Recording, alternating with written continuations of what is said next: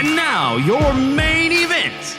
Introducing the hosts of Wrestling with Freddie, Jeff Dye, and Freddie Prinze Jr.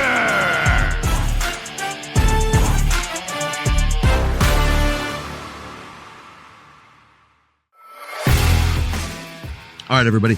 Jeff can't be here. As you can imagine, flights are a little crazy right now, so the life of a stand-up comic is very difficult because there's no government employees working, or very few, I should say. So hopefully this situation gets resolved and people can get where they need to go. All the other jobs as well can start getting paid. Let's talk wrestling, everybody. We had an action-packed weekend. All Elite delivered another pay-per-view. If you're not into tag team wrestling, then maybe you didn't feel this pay-per-view because there were a lot of tag team matches. But if you just love wrestling, this was a pay-per-view. It delivered. We're going to give you all the takes on where the stories are going to go. We're going to talk about all our predictions, whether we were right or wrong. But you know how we go on this show, man. Yeah, I might have had a couple weeks where I was maybe batting 60%, which is still pretty good, by the way. That's a winning record. Maybe, even a little higher. Back to a full 100? Back to a full 100? Come on, you guys. Here we go. All right. Oh, a little wrestling news. I saw this on the interweb, and I found it interesting and disappointing and kind of funny all at the same time. Earlier this year, WWE hired someone to bring AI, that stands for artificial intelligence, into the creative process to allow a computer to create art and think that that's going to have any sort of human element, which art must have to be called art, is really funny to me. Like having a robot paint a painting or having Picasso paint a painting. Now, maybe you don't care, right? You're like, it looks the same to me. I'll buy that. That's cool. That just means you don't have taste in art,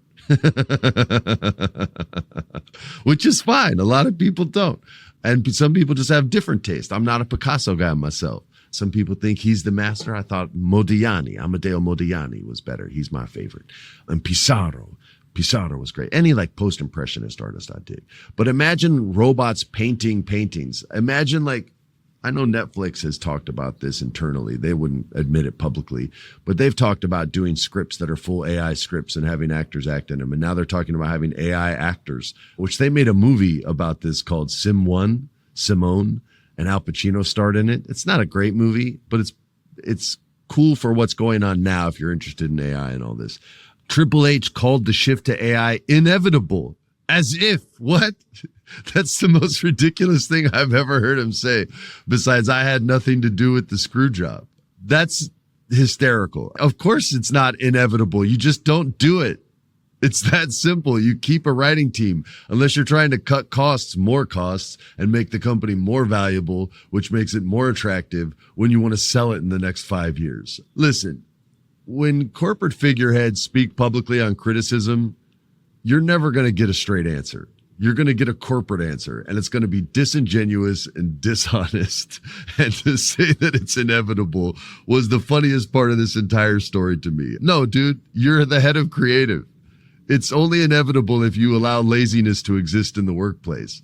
That's super funny. I mean, maybe he didn't mean it. Maybe he was just saying it just off the cuff and has had time to think about it. But yeah, bro, you're the one in charge. It's only inevitable if you don't want to hire good writers and if you don't want to pay good writers to put up good stories. Now, you could argue, hey, man, WWE's has some crap stories and some crap writers. And you'd be right. It hasn't always been good. They've had years where they put out good stuff, Bloodline stuff. Some people like the Jeff Hardy stuff that I did back in the day. Anything CM Punk touches, John Cena storylines, they've done good stuff. But yeah, they've done a lot of where you're just sort of all right. Anyway, the majority of people have criticized this. I don't know anyone, at least none of my wrestling friends, that are like, yeah, let's give it a shot. But yeah, so that's the news that's kind of going on. Oh, they used this AI, and there's a report that one of the pitches had Bobby Lashley, who's over in AEW now, returning as a wrestler obsessed with Japanese culture, which reminded me of Prince Albert and his Tensai character when he came back and was a white dude obsessed with Japanese culture. If they're just feeding in bad storylines that they did back in the day to get new storylines, then yeah, they're just going to get more bad storylines. But this was the silliest story of the week for me. I hope they don't do it. I hope they respond positively to criticism. Most companies don't, unless you stop watching or stop buying and stop consuming their product. But if the shows suck, people won't watch. Ratings will go down. People will get fired and changes will get made. So that's where they'll be, because there's no place for math and art. There's just not. Like, analytics don't.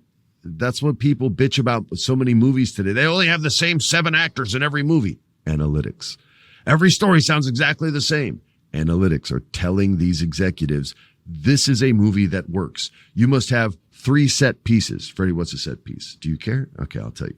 Set pieces are like the big moments in movies, like the airplane bit in the latest Mission Impossible movie. Or if you're watching a newer movie, like I just saw Black Phone 2, the lake bit, the ice skating bit, that's a set piece, right? Where is somebody going to die? This is a big moment. They want 3 of those.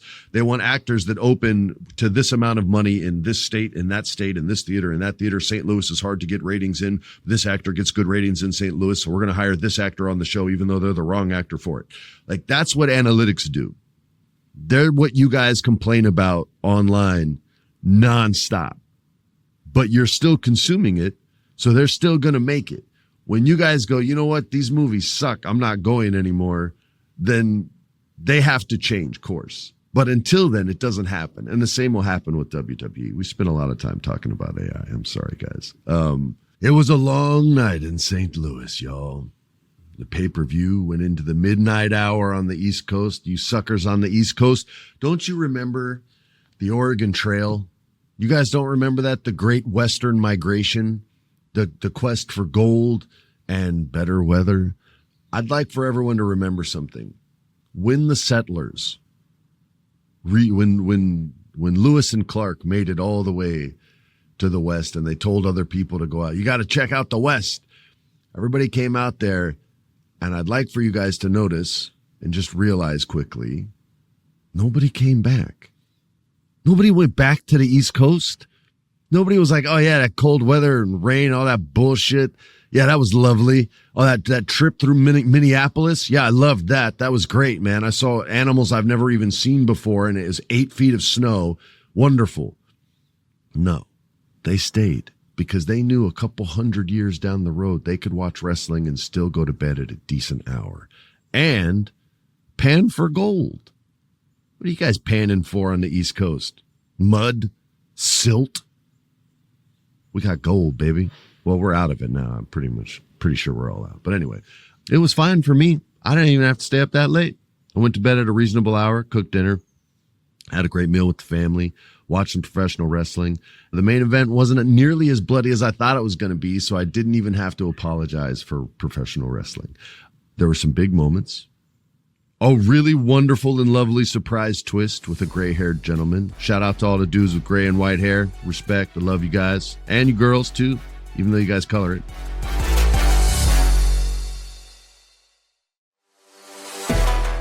We're going to start with the fact that the previous match, the FTR versus Jet Speed, this match just kept on going. And they did it on purpose. AEW's been doing cool stuff, man. They did that jail cell promo between Mox and Darby, and they shot it very cinematically. I thought that was super cool. They've been trying all kinds of different things. Not everything has worked, right? Like the Statlander Tony Storm promo on the canvas where they're like head to head, that they were trying with that, but I don't know if that translated as the way they thought it would. But they've taken big swings. They're trying to find themselves creatively, and they've been attaching stories to every single match damn near. And I love you guys for that. You guys are doing a great job. FTR's had plenty of story. So this was just a match to get everybody hyped and warmed up, and that son of a bitch Stokely Hathaway cheated to get FTR the win. This wasn't on the pay-per-view, so this wasn't a match that we made a prediction on. But these two tag teams have storylines now. This match went on beyond the beginning of the show. They're launching pyro, and they're still wrestling, and the crowd was like, yo, what's going on, man? This is kind of cool. We're feeling it. Good crowd, by the way. Good. St. Louis loves wrestling. Great city. I got back broken there. And they cheered, you bastards. You liked it when I got hurt. It really hurt, by the way, you dicks. Anyway, you guys were a great crowd. You guys always give the wrestlers everything, and this was no exception. So, here we go. The first match, the real match. It was worth $500,000 because Tony Khan, he'll just do a cash purse prize for the winner of a match and say, yo, this time you guys aren't wrestling for a belt. You're wrestling for $500,000. That's $250K each because I'm good at math. The tag teams were Matt Jackson and Nick Jackson, the Young Bucks, versus Jack Perry and Luchasaurus. They were back, and they're back together. Jack Perry cut a promo as to, why and how they got back together on the previous Dynamite, I believe it was, while he was carving wood. Whittling, I believe they call it, while whittling whilst cutting a promo. I thought this was pretty predictable match, pretty easy to pick. The stuff they were doing wasn't predictable, but it was easy to find a winner. I don't think you're going to bring Jack Perry back and then he just jobs out right away. That would suck. And the story for the Young Bucks is that they're losing. They're getting broken down to the absolute floor, to the below the floor, to the foundation of the house, so that they can be rebuilt as baby faces that the AEW crowd will love. And it's already starting to happen, and it started at the very end of this match. But look, I like tag team wrestling a lot, so a lot of these matches were tag matches. They were all super fun. This was no exception. The Young Bucks know how to friggin' wrestle. They do crazy combination wrestling. Don't get me started on Jack Perry and Luchasaurus. I love me a big guy and a little guy doing stuff together. So they had their match. Comes down to the Jurassic Express. They hit their signature countdown to extinction finisher. Poor Matt Jackson. Matt Jackson's been taking a lot of falls, a lot of bad luck for Matt Jackson and his brother. And they won the $500K after the win. Jack Perry and Luchasaurus offered to share some of the money with the Bucks. He's like, yo, man, let me give you $10K. I feel kind of bad for you. And all of a sudden, the Don Callis family comes out, and they attack Jurassic Express. Kenny Omega runs out, and he's like, hell no, man. I hate Don Callis. I'm going to save these guys. And you guys, the Young Bucks, you got to help me do it. And the Young Bucks, you see them kind of, I want to do the right thing, but F those guys. They just beat us, man. And we're broke. We have no money and we have no fame anymore. And we're infamous, not famous. And life sucks. We're not helping you. No, we're leaving. But you could see him struggle. So in the next few weeks, they're going to continue to get broken down. But these guys are turning babyface super soon. And the crowd's going to love them. And they're going to come down and save Kenny Omega when he's getting victimized, like they always victimize Kenny Omega. Kick him in the gut. He had surgery there. He had shoulder surgery. Break his shoulder. He's always getting victimized in the middle of the ring. They're going to come out and they're going to save him, and everybody's going to love it. We picked Jurassic Express. We knew they were going to win. You know that we're going to give you guys great advice, so you picked Jurassic Express to win, and everybody won money. And I hope you bet the farm on it. I hope you beat your friend. He has to buy you pizza for a month. Next up, Jamie Hayter versus Tekla. Everyone else banned from ringside. That means her little trio of terror, can't remember what they're called, but they didn't get to be there. And that's Julia Hart and Sky Blue. They didn't get to be there. So now it's just one-on-one. It's a fair fight. You know Jamie Hayter's going to hit her with the Haterade. I'm drinking some Gatorade right now, Jamie Hayter. Here's a sip to you. Cheers. Cheers to your victory. We all picked Hayter. She won. Yeah, she cleaned her clock. She's the number one contender. I don't know when she's going to get her story launch, like the starting point, because the story now is going to be Statlander Monet. And I'm assuming Monet wins that. And then Hayter goes after Mercedes million belts, however many belts she has now. That's her story, is she's a belt collector. But yeah, I don't know exactly where that, because we'll get into Tony Storm and the champ in a minute. But anyway, Hayter won. We bet it. You won it because you agreed. Did we go 5 for 5, 6 for 6, however many matches there were? I think we did. Next up, a trios match. Now, I've never been a fan of the trios matches, but I've told you, if you guys are religious listeners, it's growing on me. This had Bobby Lashley and a bunch of top shelf wrestlers, so it was going to be good no matter what. But the trios match was Ricochet, Bishop Khan, and Toa Leona versus MVP, my man, Bobby Lashley, and Shelton Benjamin, who I had an awkward conversation with the first time, my first day on the job at WWE. They wanted me to write him a promo, and I wanted to write him. So I think I've told this story, so here's the quick version. I wanted to kind of change things up the way they did it, and not have so much like always mentioning the name of your finisher in like an analogy type form. I just wanted it to be more like UFC style. They were not. No one wanted to do that. But I learned. Okay. So Hurt Syndicate, we all predicted the Hurt Syndicate was going to win this match. They've been going back and forth, though. Both sides have been getting wins over the other side. Lately, it had been Ricochet's team that was getting the win, so I felt like it was time for this to get finished and the Hurt Syndicate to put it down. They can now pursue the Ops, Samoa Joe, Hobbs, and Shibata, and they can go after their titles, and then eventually Bobby can break off and he can do, world title stuff once Max has the belt again. Because now they have a history, because Max was briefly in the Hurt Syndicate. They know each other, and then Bobby. Anyway, you see where I'm going with this. They won the match. It was a really cool finish. They were all three guys had Ricochet cornered in the ring. They're about to kill Ricochet, and he's like, nah, don't kill me. And then his boy Bishop Khan was like, yo, you ain't killing anybody except me. And he jumps in, he pulls Ricochet out, and he jumps in, and he's like, yo, fuck you guys. And he starts fighting on them. They just kill poor Bishop Khan, and they get the pin. And they don't get to get the fall on Ricochet, which was very smart. And we move on to the Women's World Championship. Chris Statlander, the champion, versus Toni Storm, the challenger. Feels weird saying the challenger, Toni Storm. We all picked Statlander.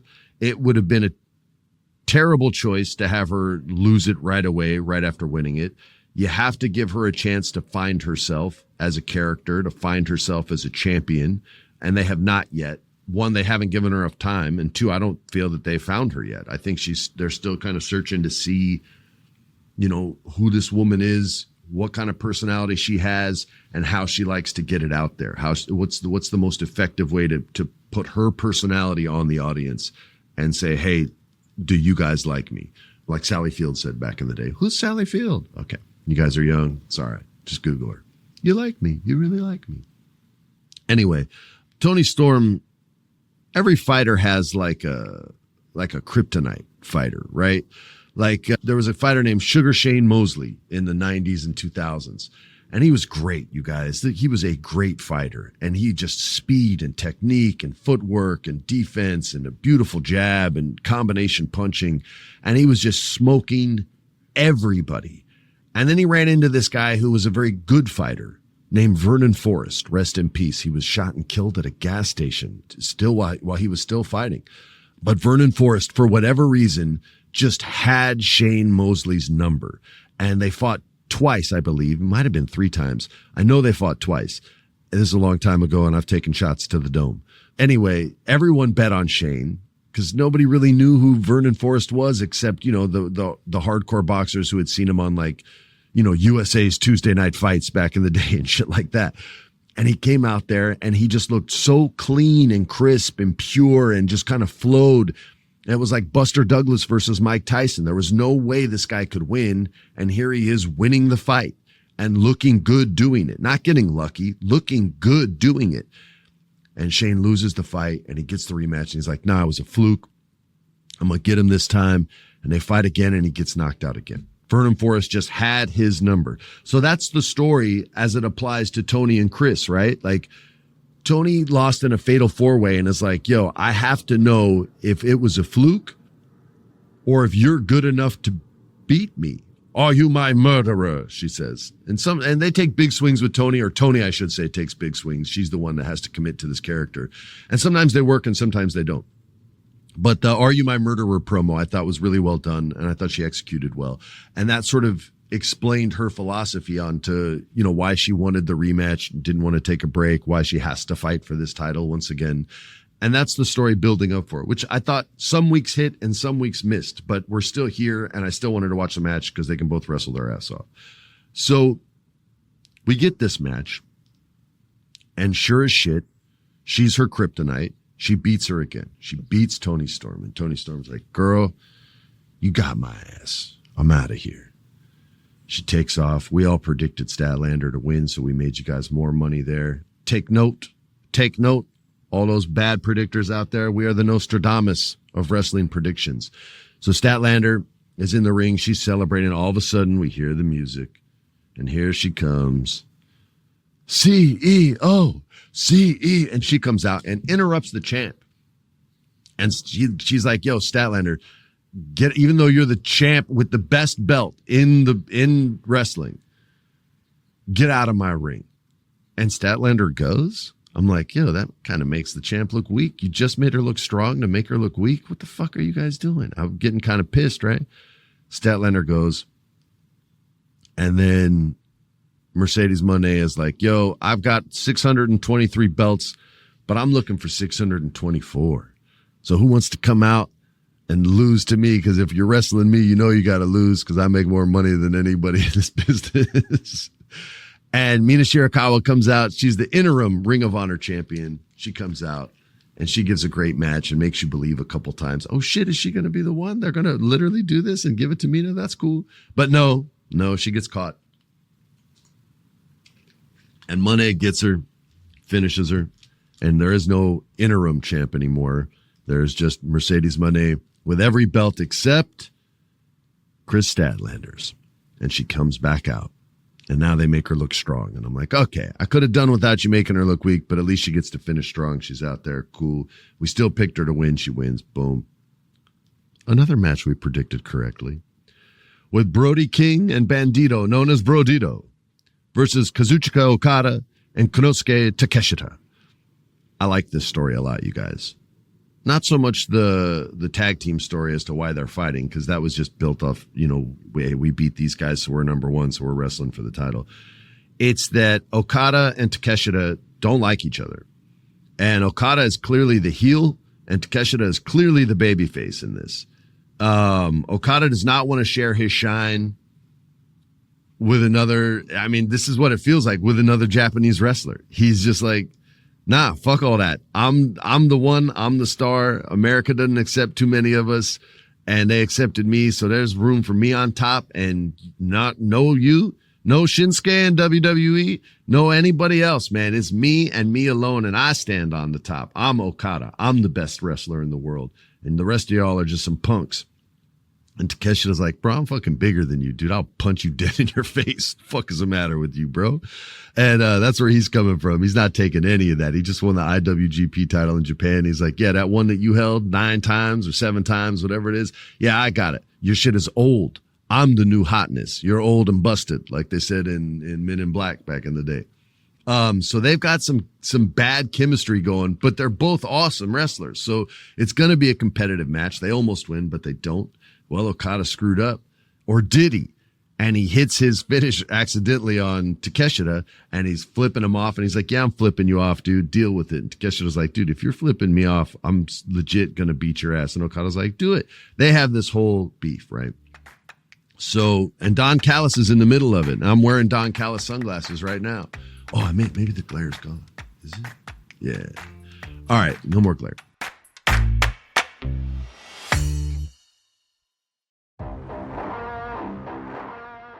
The future is babyface Takeshita, heel Okada for the international championship, with Takeshita being the one that finally beats him. That's their story. That's where that's going. So when that match happens, I'll be betting Takeshita all day. Jeff's going to be betting Okada. Alex is probably going to bet Okada. And I'll be up 1-0 on those suckers. So just remember that when we get there. Next up. And shout out to Brodito, man. Never stop fighting. All right. We got 2 matches to go, y'all. And we were right on both. And by the way, we didn't get to predict on the Mercedes Moné match, but everybody and their grandma is going to pick Moné. So we were right on that too. Deal with it. The World Championship. Hangman Adam Page, the champion, versus Samoa Joe. I used to play this baseball game called Super Mega Baseball. And I did an all wrestling team because you can customize all the characters. And one of my pitchers was this like big, he looked just like Samoa Joe, real big dude. He was like the 3rd or 4th starter on the team. And instead of Samoa Joe, I gave them all like baseball. Like, I don't gimmick infringe, so I changed their names a little bit. And since he was a pitcher, I called him Sathroa Joe. And he ended up being my best pitcher, man. But he wasn't the best man tonight, or the night that they wrestled. Last night for me. A few nights ago for the rest of y'all. Hangman Adam Page retained. Good match. Opening bell. Joe beat his ass. Jabbed him. Hit him with the right. German suplexes. Kicked him in the face. Got him in a coquina clutch. Nearly ended the match. But Hangman wasn't going to lose that belt. And we all knew he wasn't going to lose that belt. He's a people's champion. He fights for the people. He shows the belt. Moxley hid the belt. He took it away from you guys, and you still cheer him. He took it away from you. Hangman Adam Page is for the people, and he fought back because he heard you guys screaming for him. He hit the sunset flip powerbomb and the dead eye. Joe wasn't done. He went for the muscle buster. Hangman escapes, and the finish is like the triple buckshot lariat. He hit him with it once, and Joe's like, oh, that jacked me up pretty bad. I'm waiting for Joe to do a walk away on one of these where he's like, nope, got him. Gets him with the second one. I'm like, oh, no, is he not going to do a walk away? Here comes the third one. Boom, he got him. No, 1, 2, 3. I like Samoa Joe. I knew he was going to lose, but I really wanted him to win. I picked Hangman to win. So did our producer. We were all right, as usual. You can't end the Hangman run yet. I don't know who's going to take it from him. I'm guessing it's going to be MJF eventually, but he's going to be champ for a long time. The main event. It's weird when the main event's not for the most important belt in your company. But in this case, neither of these guys need a belt, and they've been dedicated or allotted, that's a cool word, allotted the most time to get hype for their match because both guys can talk pretty good. John Moxley gives a good promo.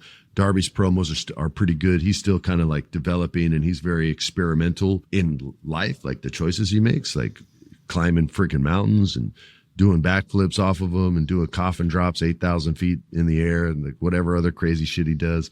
But John is he knows exactly who his character is. And I thought they built this up really, really smart for weeks and weeks and weeks. This is months actually, with Molotov cocktails and body bags and like, nah, dude, you tried to kill this company. I'm here to save this company. Saved me. So now I'm going to save it from you, you son of a bitch. That's what Darby Allin's talking about. And Moxie's like, dude, you don't get it, man. I'm hardening everyone here, man. It's like, I'm making you guys tougher. We have to be tougher than the other company. We have to be better than the other company. And I'm making you better. You just don't know it. That's where Moxley's coming from.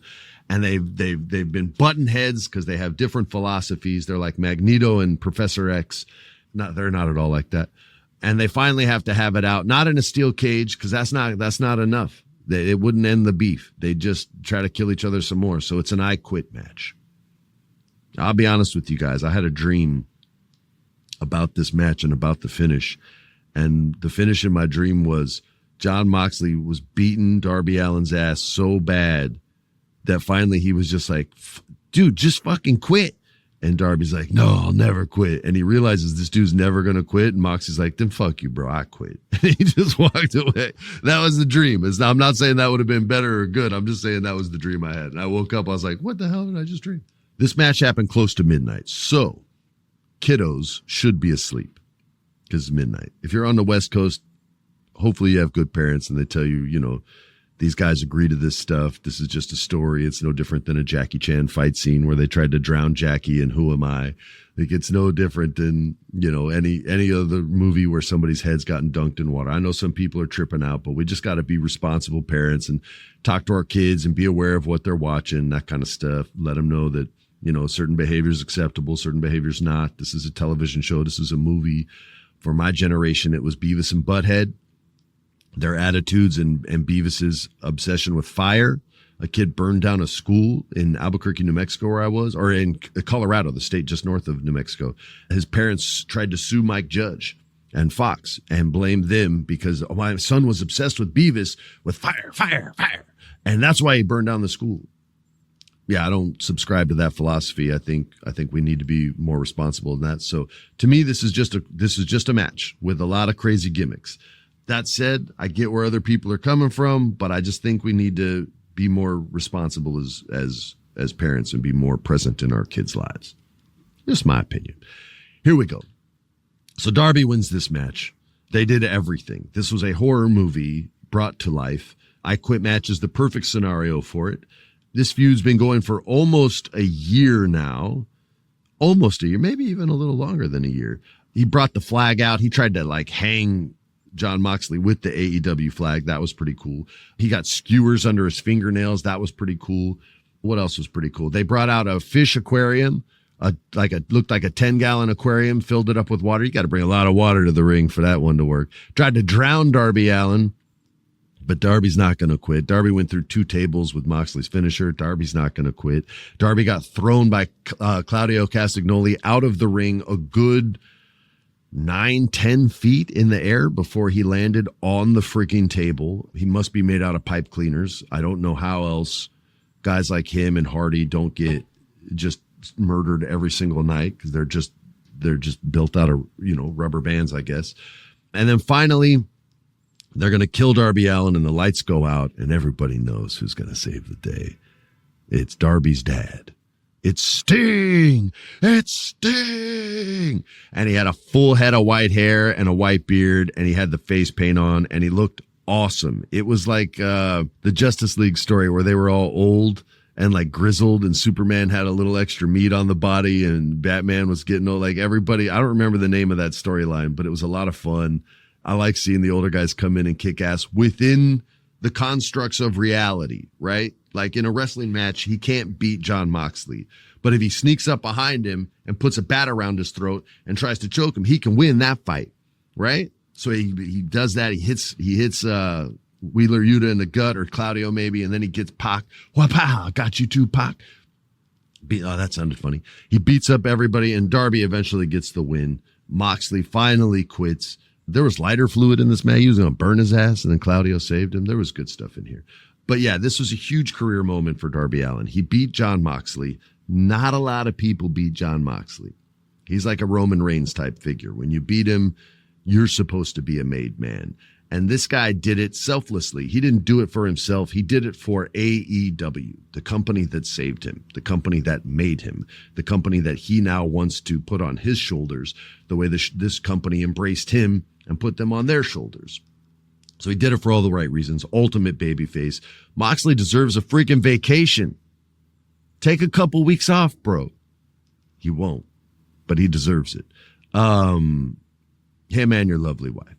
Yeah, get out of town, have a couple weeks, go to an island, drink some, or no, you don't drink, my man. Have some juice, work out in the gym, get some waves, but you need to be by a beach, my brother. You've earned it. You've definitely earned it. But it's a crazy match. I thought it was going to be a bloodbath. It was not a bloodbath, thank God. But really fun match and an awesome pay-per-view. We called all the matches correctly. You know why? Because we love y'all. That's why. We want to make you guys money. So don't forget to listen to all our episodes, especially our prediction ones, because that's how you get paid. We get paid with commercials. I know there were a lot of them, but we love you guys listening. Don't forget to stay in touch with us on our official Instagram page and leave us ratings and reviews wherever you listen to your podcast. Please, that stuff always helps. And stay tuned for tomorrow's show on Unsanctioned Thursday, where we have Nick Manfredini, who worked with Bray Wyatt throughout his entire WWE run from Husky Harris all the way to The Fiend. That's Unsanctioned Thursday. I actually know Nick. We went on a road trip together when I went back the second time to WWE. I like driving, and none of them did. So I was like, I'll drive. And I think did we get a ticket? No, but I drove hella fast. That was back when I drove quick. I'm an old guy now. I drive slow. Yell at the fast drivers. He's a really good dude. Haven't seen him since I left the company, really. We had a mutual friend who was also a writer there. That's who kind of introduced us. And I'm really excited to have him on. We're going to break down all the Bray Wyatt stuff, WWE creative. Maybe he has some thoughts on AI. Yeah, stay tuned for that. Until then, we'll be back next week. Jeff will be back. Hopefully our government employees will be back. And I wish all of you guys nothing but love and health and happiness. See you next week. Peace.